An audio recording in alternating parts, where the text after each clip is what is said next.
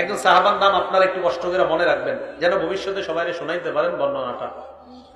গল্প আকারে হাদিসটা আপনারা শোনাই দিবেন। সাহাবার নাম উসাইদ ইবনে হুজাইর। পুরাটা মনে রাখা দরকার নাই, শুধু মনে রাখেন উসাইদ। বলেন তো কি নাম? উসাইদ। এই উসাইদ রাদিয়াল্লাহু তাআলা আনহু বলেন, এক রাতে আমি আমার ঘোড়ার আস্তাবলের মধ্যে কোরআন পড়ছিলাম। আমার ছেলের নাম ইয়াহইয়া। এই ইয়াহইয়া পাশে শোয়া।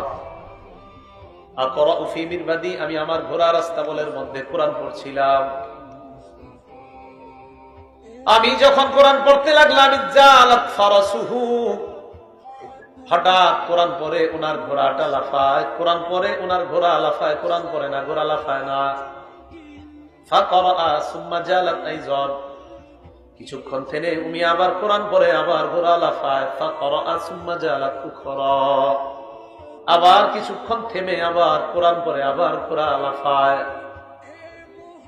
উসাইদ ইবনে হুজাইর দেখে বারবার যদি আমি আবার কোরআন পড়ি, ঘোড়া এত পরিমাণ লাফায়। ঘোড়া লাফাইতে লাফাইতে না জানি আমার সন্তান ইয়াহিয়ার উপর পাড়া পড়ে পদপিষ্ট করে আমার সন্তানটা মেরে ফেলে। আমি পড়া থামিয়ে দিলাম। থামানোর পর ঘোড়ার কাছে গেলাম। যাওয়ার পর আমি দেখলাম আমার মাথার উপর আকাশের এক খণ্ড মেঘ। ওই মেঘের ভিতর ফিহা আমসালুস সুরুজ, মেঘ খণ্ডের ভিতর এরকম বাতির মতো অসংখ্য অগণিত বাতি দেখা যায়। ঘটনা কি?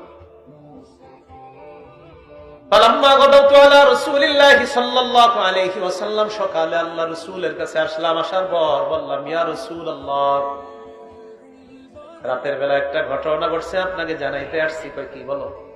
বাইনামা আনাল বারিহাতা আকরাউ ফি মিরবাদি, রাতের বেলা গত রাতে আমি আমার ঘোড়ার আস্তাবলের মধ্যে কোরআন পড়ছিলাম। হঠাৎ আমি দেখলাম আমার ঘোড়া লাফায়। নবীজি বলেন, ইকরা ইবনে হুজাইর, তুমি যদি আরো তেলাওয়াত করতা। উসাইদ ইবনে হুজাইর বলেন, হুজুর আরো পড়লাম, ঘোড়া আরো লাফায়। একটু মন দিয়ে বুঝেন।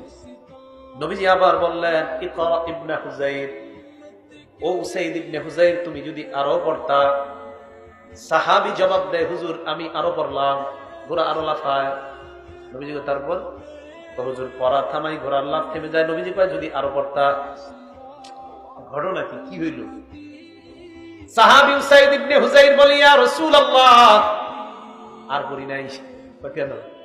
খাশিতু আন তাতা ইয়াহইয়া, আমি আশঙ্কা করলাম আর যদি কোরআন পড়ি, ঘোড়া লাফাইতে লাফাইতে আমার সন্তানের উপর পড়ে আমার সন্তানটা না জানি হত্যা করে ফেলে। তুমি যদি আরো পড়তা। সুবহান